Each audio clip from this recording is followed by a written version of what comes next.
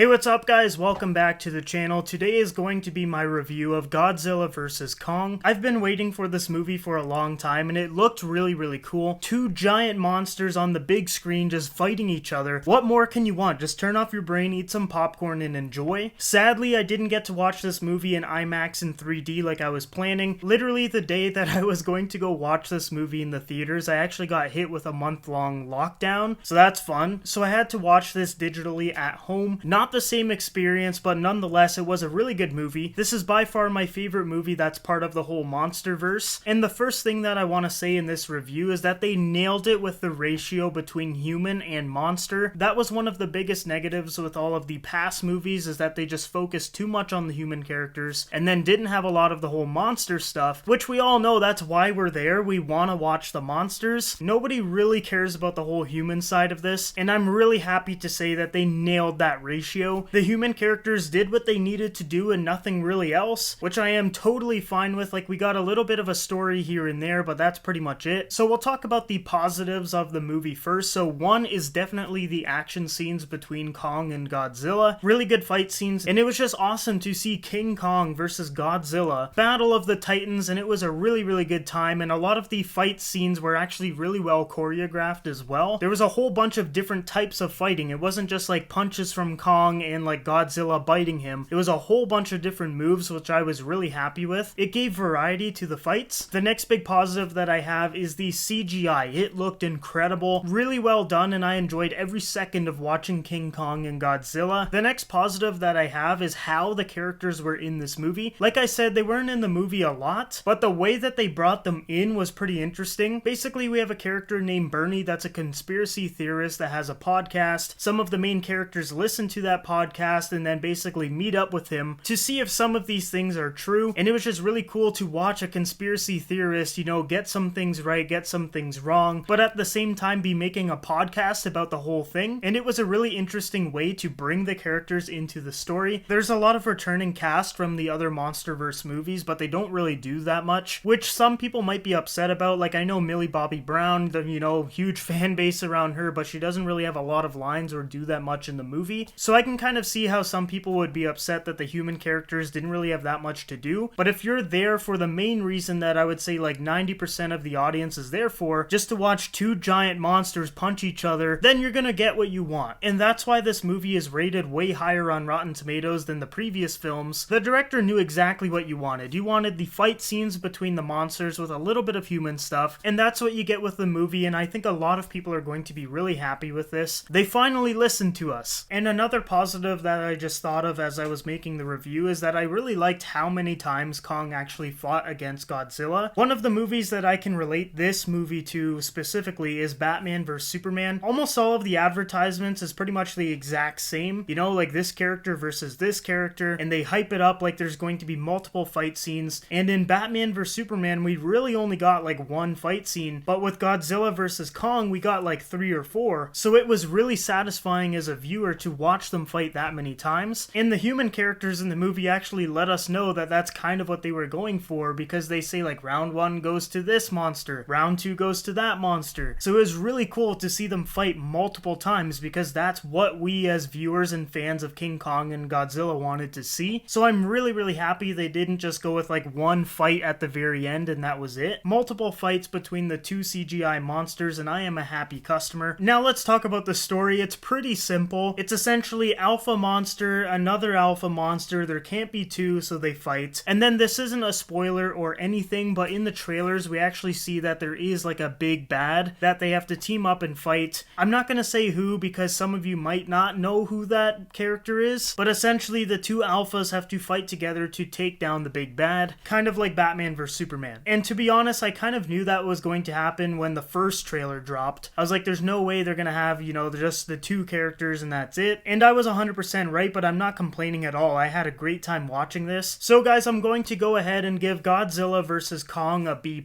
It's a really good time if you're someone who just wants to watch, you know, those big epic fight scenes with two fan favorite characters, which is Godzilla and King Kong. The movie is at a perfect runtime. It's right around the 2-hour mark. It's not too long, it's not too short. The human aspect is toned down a bit as well, so you're not taken out of the whole monster side of the movie. And they brought some interesting characters and aspects aspects to the whole story as well. And on top of that, they even expand the whole monsterverse by having the whole Hollow Earth theory being correct. And you get to explore that a little bit more in this film as well. I'm not going to go into too much detail on that because there's a bit of spoilers there, but it is cool to see that they're going to be expanding this whole universe even more. So yeah, I had a great time with the movie. Let me know down below what you guys thought about it. And are you lucky enough to be watching it in a theater, or are you renting it at home? I still really wish I watched it in IMAX in 3D, but basically what I did at home was I just cranked the volume to just absolute max. The floor was shaking and everything, but hey, I had to, mimic the IMAX experience. This is one of those movies that would be amazing in IMAX,